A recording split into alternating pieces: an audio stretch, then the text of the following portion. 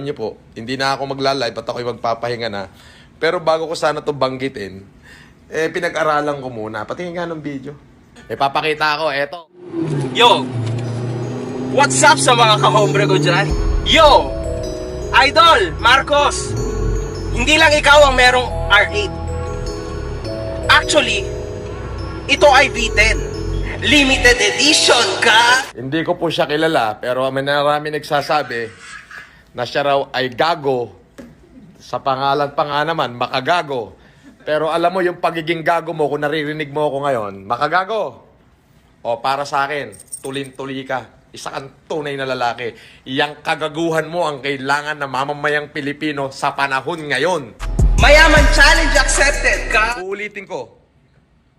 Yung kagaguhan mo ang kailangan ng ating mamamayan ngayon. Ha? Maraming bigat. Gusto ko ipakilala sa inyo ang president ng company namin. Come on, Kaz. Magpakita ka kung gano'n ka-astig, Kaz. Hi guys! Ganyan kami dito, man. So, yung challenge ni Idol Marcos, so tinatanggap namin dito sa Extreme House. So, ito, going to donate some ng ilang mga bigas, sako ng bigas para sa mga nangangailangan nating kapatid. Makagago. Gago ka talaga. Bro, excited kami kasi syempre, alam mo yon, ang daming nangangailangan dito ng tulong.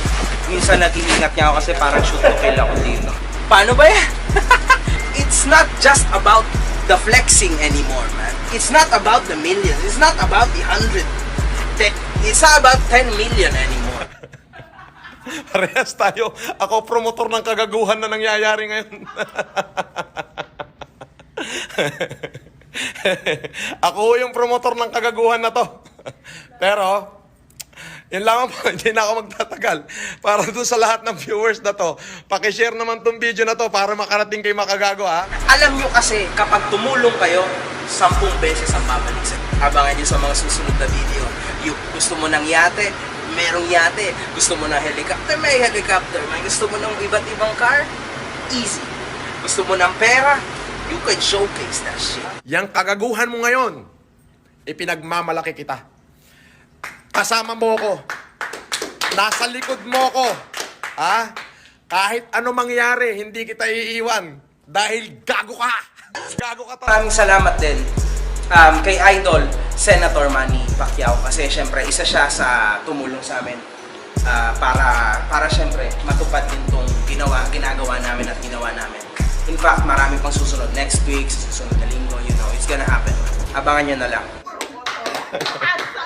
Pero, yung kagaguhan mong yan, yung kagaguhan natin, ang kailangan ng ating mga kababayan. Extreme! Extreme!